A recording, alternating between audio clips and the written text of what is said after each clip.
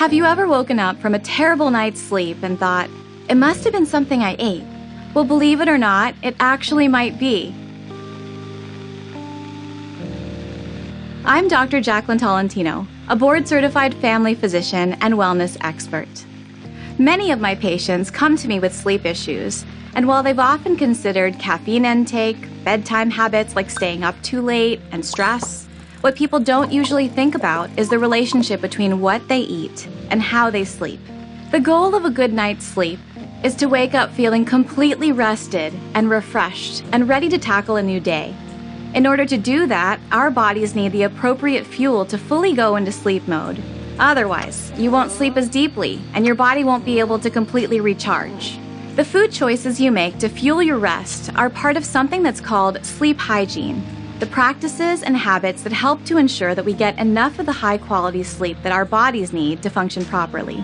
This includes making sure that we're preparing ourselves for restful sleep by creating a relaxing, soothing, and not too stimulating or stressful environment, and generally making sure that we get 7 to 8 hours of shut-eye each night. So when it comes to eating for a good night's sleep, here are a few simple tips. Depending on what time you're aiming to be in bed, it's best to avoid eating too early or too late in the evening. Our bodies begin secreting melatonin, the sleep hormone, around the time that the sun sets, which makes the ideal bedtime a few hours after dark. Regardless of your bedtime, aim to eat your last meal of the day about 3 hours before you plan to go to sleep, to give your belly time to settle after a meal. Remember, digestion is an active process, so it's not ideal to lay down immediately after eating. Eating dinner 3 hours ahead of time not only ensures that you won't get hungry again before bed, but also prevents a blood sugar drop in the middle of the night, which can wake you up. Next, it's all about what you eat. Your evening meal is a really good time to eat fiber-rich vegetables, lean proteins, and complex carbohydrates. But regardless of your eating style, the goal here is to support slow and gentle digestion while you sleep by eating foods which are easy to digest and substantial enough to keep you comfortably full but not too full throughout the night. This ensures that your blood sugar levels are stable and your body isn't working so hard that it keeps you from falling asleep or staying asleep. Avoid foods that are too stimulating or hard to digest before bed.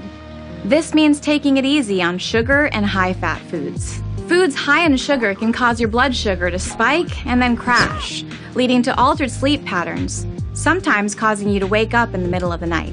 In addition, rich high-fat foods can disrupt sleep and leave you tossing and turning because fat takes longer for your body to break down and digest.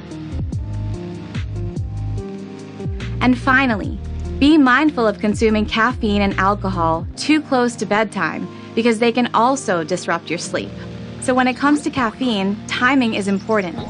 One study found that consuming caffeine even 6 hours before bedtime diminishes sleep quality and quantity. So aim to finish caffeinated beverages at least 8 hours before you plan to get some shut-eye. Alcohol, on the other hand, is actually a sedative. So while it may help you fall asleep faster, studies show that it prevents you from getting the restorative REM sleep that your body needs. This throws your sleep cycles out of balance, leading to a poor night's sleep and leaving you feeling drowsy the next day, no matter how much you slept.